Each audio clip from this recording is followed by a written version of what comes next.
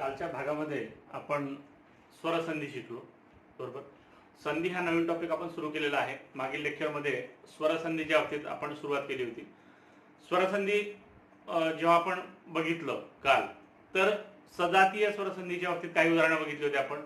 संधी म्हणजे काय? संधी म्हणजे सांधणे, संधी म्हणजे जोडणे. दोन शब्द जेव्हा जोडले जातात तेव्हा पहिल्या शब्दामधील शेवटचा वर्ण आणि दुसऱ्या शब्दामधील पहिला वर्ण हे जोडले जातात. मग हे जोडत असताना त्याचे काही नियम आहेत. मी काल पण संधीच्या बाबतीत सांगितलं होतं की संधी शिकत असताना त्याच्या नियमांमध्ये जर जास्त अडकून पडलं तर ते आपल्याला कठीण वाटेल. परंतु जास्त नियमांचा विचार न करता उदाहरणांचा जेव्हा आपण सराव करत जातो, उदाहरणांचा सराव करताना हळूहळू आपल्याला ते कन्सेप्ट क्लिअर होऊन जातात. एखादं उदाहरण आपल्या लक्षात राहतं आणि त्या उदाहरणावरून आपण ते कुठलाही प्रश्न त्या पद्धतीचा टॅकल करू शकतो. कारण मराठीमधील बरेचसे हे जे शब्द आहे हे आपल्या बोलण्यातले शब्द असतात, आपल्या वापरण्यातले शब्द असतात. म्हणून हा शब्द असा होऊ शकत नाही असं पण आपलं लॉजिक त्यामधून लागतं. म्हणून फक्त नियमाने संधी सोडवता येते हा कन्सेप्ट कुठेतरी काही अंशी थोडा चुकीचा ठरतो. म्हणून मी कालच तुम्हाला सांगितलं की नियमांच्या सोबतच सराव यामध्ये महत्वाचा आहे. तर आता स्वरसंधीच्या बाबतीत आपल्याला आणखी काही पुढील उदाहरणं बघायची आहे. स्वरसंधीचे काही उदाहरणं आपण पुढील उदाहरणं बघू. बघा, काल मी तुम्हाला हे सांगितलं होतं मागील लेक्चरमध्ये की याच्यामध्ये जे चिन्ह आहे या चिन्हांना इथे कन्फ्युजन होऊ नये म्हणून तुम्ही हा जो चार्ट आहे हा सतत काढूनच ठेवायचा. आपल्या बुकमध्ये तोवर काढून ठेवायचा, म्हणजे यावरून कन्फ्युजन होणार नाही. एक मात्रा असेल तर ए येतो, दोन मात्रा असेल तर ऐ होतो. इथे फक्त कन्फ्युजन होतं थोडं, त्याच्यामुळे हा चार्ट तुम्ही काढून ठेवा तुमच्या माहितीसाठी. तुम्हाला मी सांगितलं होतं. बघा, अ आणि आ, अ किंवा आ याच्या पुढे जर ए किंवा ऐ आला, याच्या पुढे ए किंवा ऐ जर आला तर त्याचा काय होतो? ऐ होतो. त्याचा काय होतो? ऐ. बघा इथे दिलेला आहे अ किंवा आ याच्या पुढे ए जर आला तर इथे काय होतो? ऐ त्याचा तयार होतो. इथे बघा खाली उदाहरण, इथे काय शेवटी अ आहे, बरोबर दिसतंय? अ आहे आणि इथे काय आहे? ए आहे. अ अधिक ए बरोबर काय झालं इथं? ऐ. ऐ क्षणिक ऐ. बघा दोन मात्रा. हे याच्यामध्ये कन्फ्युजन होतं बरेचदा. ऐ वर एकच मात्रा दिसते आणि इकडे दोन मात्रा असतात, म्हणून त्यासाठी तो चार्ट लक्षात ठेवायचा. इथे अ आहे, ए आहे, ऐ. आ आहे, ए आहे, काय झाला? इथे ऐ. लक्षात येतं? इथे आपण याची जेव्हा संधी करतो, संधी करत असताना स्वरसंधीमध्ये एक प्रकारे या विजातीय स्वरसंधी आहेत. या ज्या संधी आहेत या विजातीय स्वरूपाच्या संधी आहेत. अ, अ, ए, आ, ए म्हणजे या ज्या आहे विजातीय स्वरूपाचे स्वर आहे. विजातीय स्वर म्हणजे ज्यांची उच्चारणा भिन्न असतात. दुसरं उदाहरण बघा. आता इथे अ, अ आणि आच्या पुढे जर ओ किंवा औ आला तर त्याचा औ होतो. अ किंवा आला, अ किंवा आ असेल आणि त्याच्यामुळे ओ किंवा औ आला तर त्याचा काय होतो? औ होतो. इथे बघा अ आहे, ओ आहे, काय झाला? औ झाला. जलौघ. दोन मात्रा, बरोबर आहे? आ आहे, ओ आहे, इथे आ आहे, इथे ओ आहे, औ. लक्षात येते? म्हणजे इथे उदाहरणं जर आपण लक्षात ठेवले स्वरसंधीच्या बाबतीत तर उदाहरणांमधून सुद्धा आपल्याला बरचसं कन्फ्युजन यातलं क्लिअर होतं. पण नियम आपल्या काही अंशी हे लक्षात असले पाहिजे. नियम जेव्हा लक्षात राहतील तेव्हा आपल्याला सराव होऊन जाईल. जसा आपण सराव करू प्रश्नांचा जर सराव केला तर प्रश्नांच्या सरावाबरोबर आपल्याला हे कन्सेप्ट सगळे क्लिअर होत जातात हळूहळू. पुढे बघा, ई किंवा ई असेल, ई ऱ्हस्व असो किंवा दीर्घ असो तर त्याच्याबद्दल काय तो य येतो. आता हा य कसा येतो बघा उदाहरणामध्ये. इथे ई आहे, ऱ्स्व ई आणि अ, तर काय झाला ई झाला, दीर्घ ई. बघा दीर्घची विरांटी आहे, दीर्घ दीर्घ ई आहे, काय लिहिला दीर्घ ई. इथे ई आहे आणि इथे अ आहे, आ आहे. आता हा जो य असतो, यचा पाय इथे काय दाखवला आहे बघा, अर्धा स्वर दाखवला, मी पूर्ण व्यंजन दाखवलेलं नाहीये, मी य लिहिलेलं नाहीये. इथे अशी रेष दिलेली आहे, खाली अशी रेष आहे, म्हणजे याचा अर्थ काय, तो अपूर्ण आहे. म्हणजे याच्यामध्ये कुठलाही स्वर मिसळून त्याच्यामध्ये बदल होऊ शकतो. मग अ मिसळेल, आ मिसळेल, ई मिसळेल, उ मिसळेल, तर त्याच्याप्रमाणे हा बदलत जाईल. लक्षात ठेवा, इथे सगळ्यात महत्त्वाचं लक्षात ठेवायचं आहे, ई आणि ई पुढे जेव्हा य येतो तो य जसाच्या तसा लागत नाही, तर त्याच्यामध्ये बदल होतात. कशानुसार, तर येणाऱ्या स्वरानुसार. समोरचा स्वर कुठला आहे, अ असेल तर तो यच राहील, आ असेल तर त्याचा या होईल, जर ई असेल समोर तर त्याचा ई होईल, उ असेल तर त्याचा यू होईल. बघा इथे इथे अ होता, इथे दीर्घ ई झाला, य घेतला आपण, इथे प्रीती अधिक य घेतला. आता इथे इत्यादी ई अधिक आ बरोबर काय झाला, या. बघा या झाला, या झाला. इथे दीर्घ ई आहे आणि ए आहे, ई ए बरोबर काय झाला, इथे ए झाला. बघा ए आहे. तर असे काही उदाहरण आहे. यचा जो उच्चार होतो तो त्याच्या याच्यानुसार जो येणारा स्वर आहे त्याच्यानुसार बदलत राहतो. उ आणि ऊच्या बाबतीत इथे व होतो, उ आणि उ असेल तर इथे व होतो. जसा म्हणू अधिक अंतर, इथे काय उ आहे, उ पहा उ, आणि इथे काय आहे अ आहे, काय आला इथे व, हा व आला, म्हणवंत. हा इथे उ आहे आणि अ आहे, काय आला व आला. लक्षात आलं. हा तर अशा प्रकारे याच्यामध्ये काय होतं की इथे बदल होत जातात. जे जे स्वर येतात समोर समोर त्याच्यानुसार तिथे बदल होत जातात. रू जर असेल, रूच्या पुढे रू जेव्हा असतो तर त्याच्या जेव्हा संधी होते तर तेव्हा त्याचा र होतो. बघा रू, रू आहे इथे आणि आ आहे, रू रा, पित्राज्ञा, पितृ अधिक आज्ञा, रू अधिक औ, पित्रौज्ञा. र चा उच्चार तिथे होतो.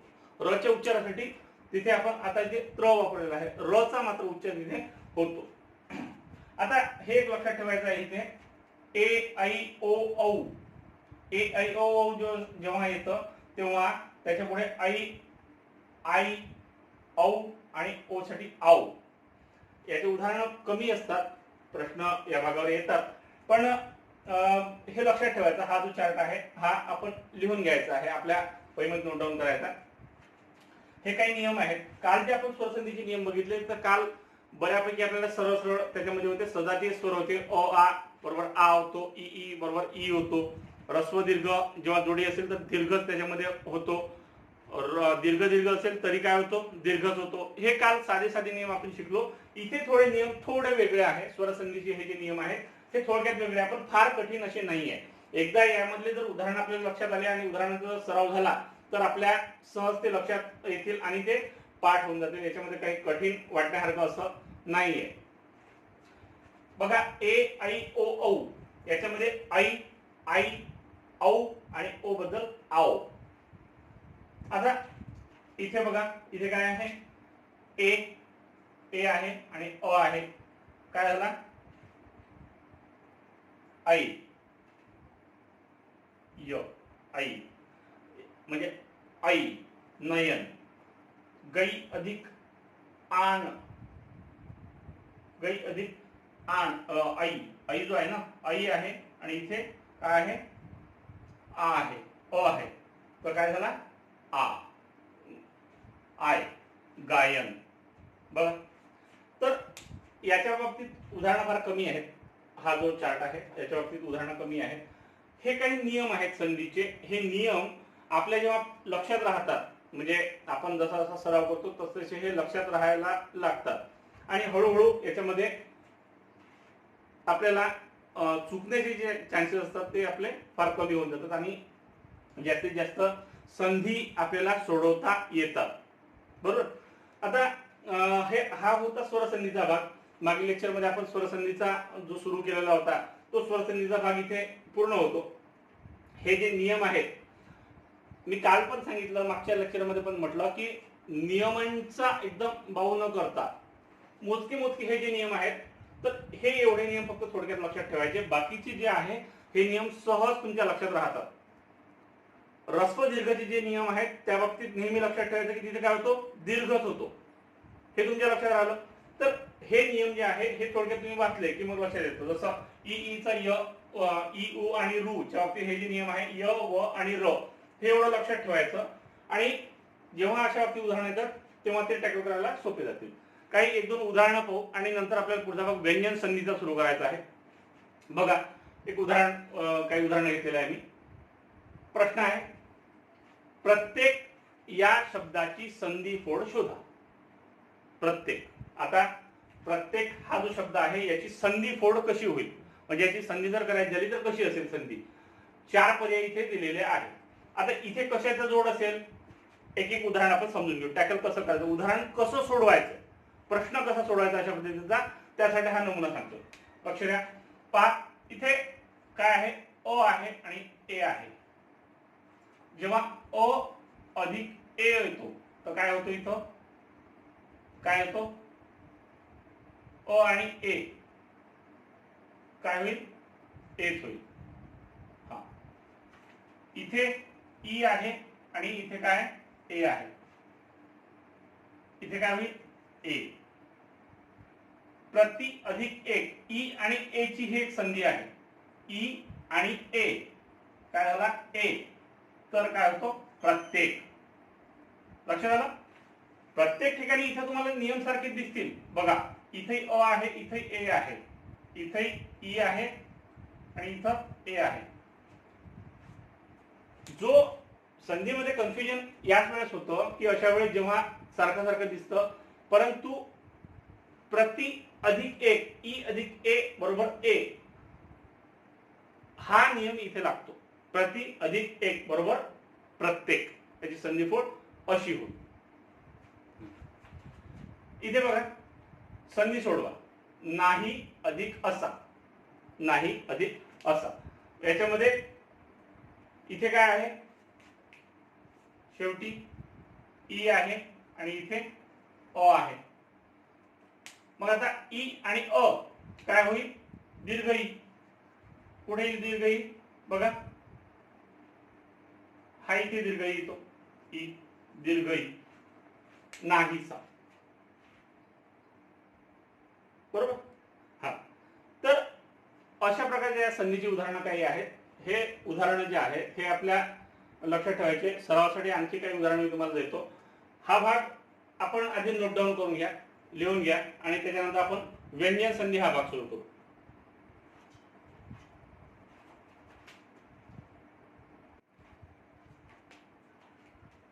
स्वरसंधी आपण बघितली. स्वरसंधीच्या पुढे आता आपल्याला व्यंजन संधी शिकायची आहे. स्वरसंधीमध्ये जसे आपण उदाहरणं बघितले स्वरसंधीच्या बाबतीत की त्यामध्ये दोन स्वर जेव्हा एकत्र येतात आणि ते सांधले जातात, म्हणजे त्या दोन शब्दांचा जेव्हा एकत्र केले जातात तेव्हा त्या स्वरांमध्ये जसा बदल होतो त्याप्रमाणे आपण त्याची संधी करत असतो आणि त्याप्रमाणे तो शब्द तयार होत असतो. बरोबर. आता आपल्याला शिकायची आहे व्यंजन संधी.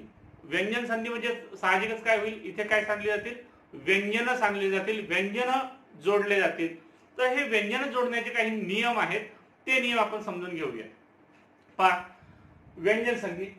आधी आपण वर्णामध्ये जेव्हा आपण वर्ण विचार जेव्हा शिकलो तर त्यामध्ये मी हा वर्णमाला जेव्हा शिकवली होती तेव्हा असं बायफर्केशन त्याचं करून दिलं होतं. जसं पहिले जे मी तुम्हाला सांगितलं की चिन्हांच्या बाबतीत अ आई चे हे जे चिन्ह आहे ते चिन्ह लिहून ठेवायचे, तसेच यामधील इथे व्यंजन संधी शिकत असताना संपूर्ण व्यंजनांचा हा जो चार्ट आहे हा चार्ट नेहमी लक्षात ठेवायचा. हाच आपल्याला ही संधी सोडवण्यात मदत करणार आहे. सुरुवातीला जेव्हा तुम्ही प्रॅक्टिस कराल, सुरुवातीला जेव्हा व्यंजन संधीची उदाहरणं जेव्हा सोडवाल तर ते डायरेक्टली न करता हा चार्ट समोर ठेवायचा आणि यावरून करून घ्यायचं. एकदा आपल्याला सवय झाली की नंतर मग आपल्याला तसे पण उदाहरणं सोडवता येतील. सवय होण्यावर आहे. नियम पाठ करत बसायचे नाही. नियम पाठ करत न बसता सराव याच्यामध्ये महत्त्वाचा. मी वारंवार तुम्हाला ते सांगतो की इथे नियम पाठ करण्यापेक्षा सरावाला जास्त महत्त्व आहे, समजून घ्यायला महत्त्व आहे. समजून घ्या व्यंजन संधी. थोडं कधी कधी कन्फ्युजन होऊ शकतं नावांमुळे, कारण नावं त्याचे मोठे मोठे असतात, त्याच्यामुळे त्या नावामध्ये जाऊ नका. इथे फक्त समजून घ्या. बघा हा चार्ट लक्षात ठेवा. याला काय म्हणतो आपण? क वर्ग, च वर्ग, ट वर्ग, त वर्ग आणि प वर्ग. त्याच्या पहिल्या नावावर त्याला ते वर्ग म्हटले जातात. आणि इथे क्रमाने जर विचार केला तर हा पहिला, हा दुसरा आणि तिसरा, चौथा आणि हा पाचवा. बघा 1 2 3 आणि 4 आणि 5, म्हणजे 1 2 3 आणि 4 आणि 5 असे 5 याचे हे रकाने आहेत. 5 रकान्यांमध्ये यांचे हे क्रमांक आहेत. पहिला क्रमांक आणि याचा तिसरा क्रमांक. आपल्याला इथे याचा आणि याचंच काम आहे सगळं. आता बघा इथे आपण बघूया काय होतं. पहिल्यांदा व्यंजन संधीचं पहिलं उदाहरण पहा. आता इथे काय होत आहे? विपत्काल हा शब्द आहे.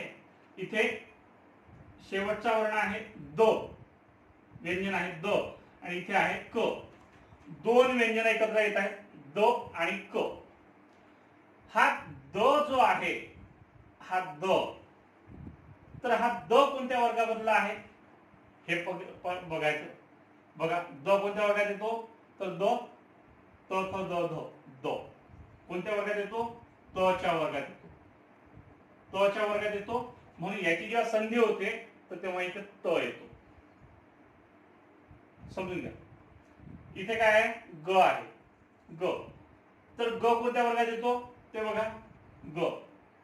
पहिला वर्ण कोणता आहे? वर्ग कोणता आहे त्याचा? क. मग इथे काय आला? क आला. इथे ग आहे आणि त आहे, वागताडल. ग आणि इथे काय? त आहे. ग साठी काय येईल? क आला. द आहे आणि इथे क आहे. द, द कोणत्या गटातला आहे? द, त थ द ध, द काही त येईल. म्हणजे तिसऱ्यासाठी पहिलं, तिसऱ्यासाठी पहिला, तिसऱ्यासाठी पहिला. जेव्हा तिसरा, म्हणजे असं समजायचं, तिसरा जेव्हा अडचणीत असतो तो पहिला राहून जातो. लक्षात ठेवायचे.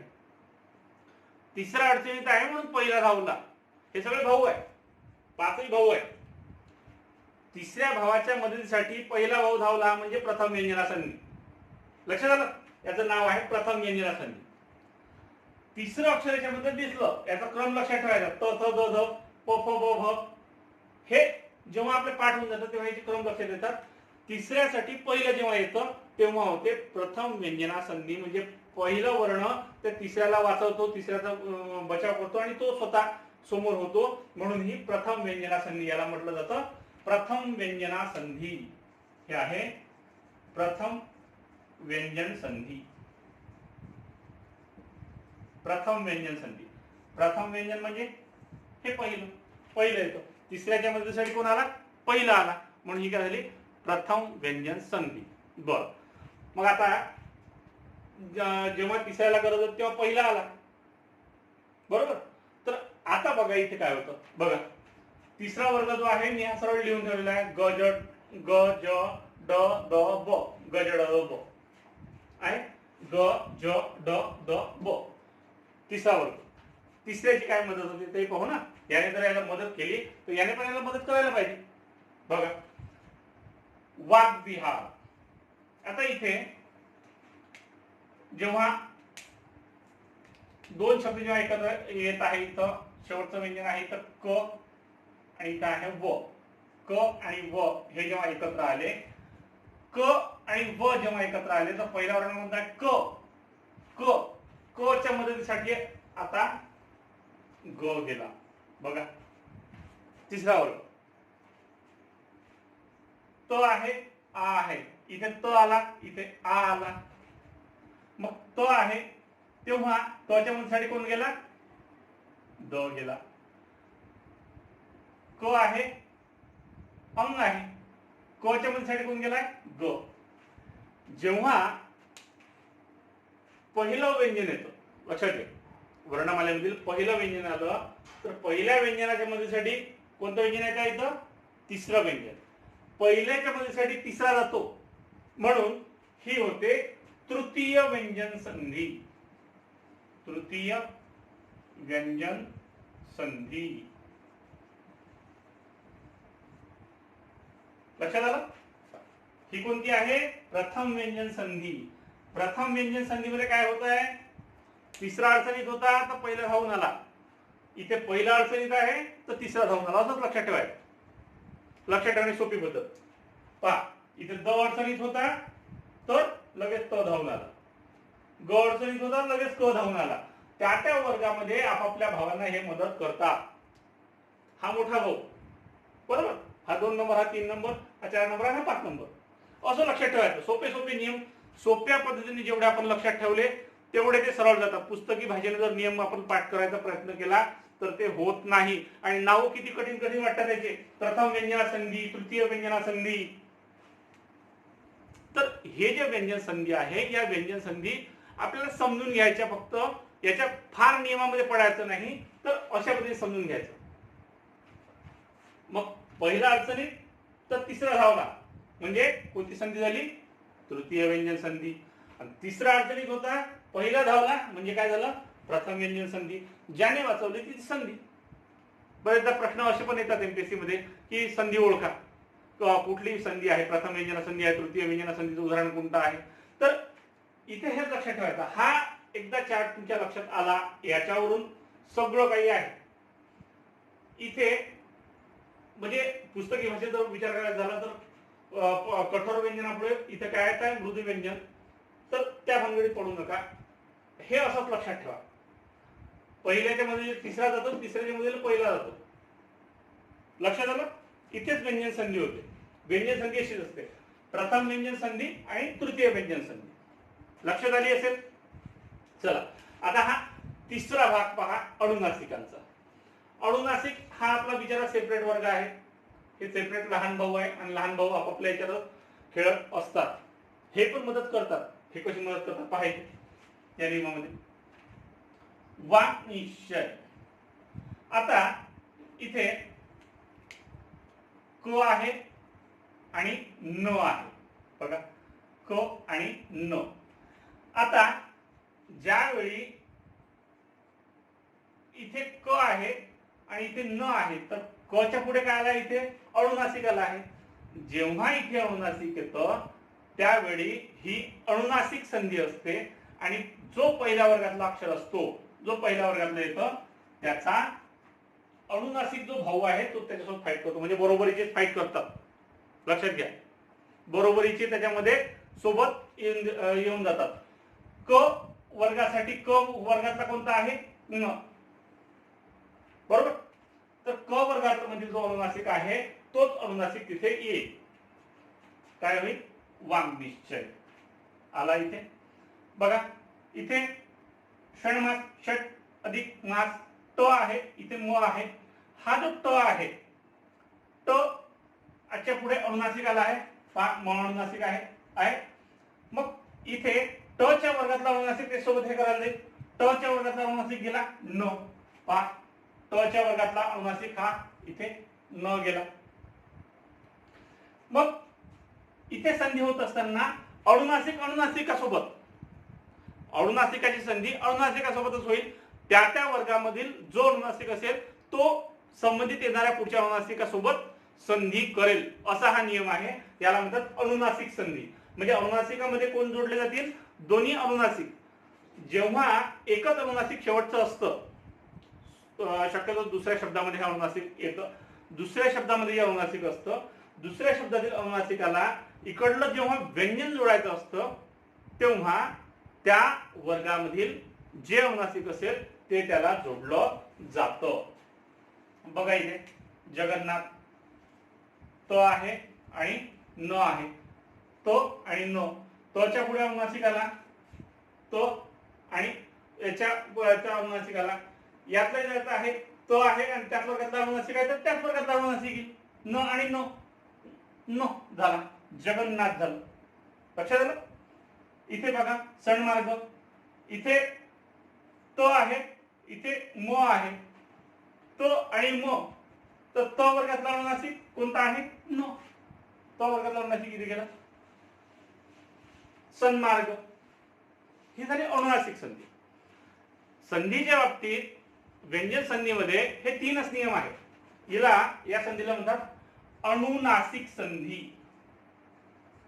अनुनासिक संधी. लक्षात येते? सोप्या पद्धतीने पहा, अगदी सोपा आहे. चार्ट आपण लक्षात ठेवला, पुन्हा रिपीट करतो सगळं. चार्ट आपण लक्षात ठेवायचा. हा जो चार्ट आहे, या चार्ट वरून व्यंजन संधी समजण्यास आपल्याला अगदी सोपं जातं. व्यंजन संधी म्हणजे काय, तर हे एवढे जे व्यंजन आहे या बाबतीत आपल्याला सगळं पाहायचं आहे. जेव्हा प्रथम व्यंजन संधी कशाला म्हणतो? तिसऱ्याच्या मदतीला कोण चालला? पहिला. तिसरा वर्ग हा तिसऱ्याच्या मदतीला पहिला चालला, म्हणजे ही झाली प्रथम व्यंजन संधी. लक्षात आलं? ग ज ड द ब, त्याच्या मदतीला कोण चालले? क च ट त प. त्या वर्गामधील हे जे आपल्याला लक्षात राहतात, तर हे संधी सहज सुटून जाते. इथे बघा तृतीय व्यंजन संधीमध्ये, तृतीय व्यंजन संधीमध्ये काय होत आहे? तिसऱ्याच्या मदतीला इथे काय होत आहे की पहिल्याच्या मदतीला तिसरा आला, पहिल्याच्या मदतीला तिसरा आला. पहिले वर्ग आहे क वर्ग त वर्ग.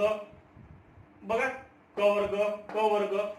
सुरुवातीची जेव्हा व्यंजन येतात आणि त्याची जेव्हा संधी करायचं काम पडते, तर तिथे संधी करायला तिसरा वर्ग येतो, तिसरा वर्ण येतो, तिसरं व्यंजन येतं, म्हणून याला तृतीय व्यंजन संधी असं म्हटलं जातं. ही तृतीय व्यंजन संधी. प्रथम व्यंजन संधी, तृतीय व्यंजन संधी. आणि अनुनासिक, अनुनासिक जे असतात शेवटचे जे अनुनासिक आहे, अनुनासिकासोबत अनुनासिक संधी. अनुनासिकासोबत जर व्यंजनापुढे जर कुठला अनुनासिक आलं, तर तिथे जोड करायला कोण येईल? त्याच वर्गामधील अनुनासिक येईल, म्हणजे तिथे कोणती संधी होईल? अनुनासिक संधी. लक्षात आलं? व्यंजन संधीमध्ये हे तीन नियम सुरुवातीला लक्षात ठेवा. याच्यानंतर काही छोटे छोटे नियम आहेत, एक दोन फक्त नियम, ते आपण समजून घेऊ.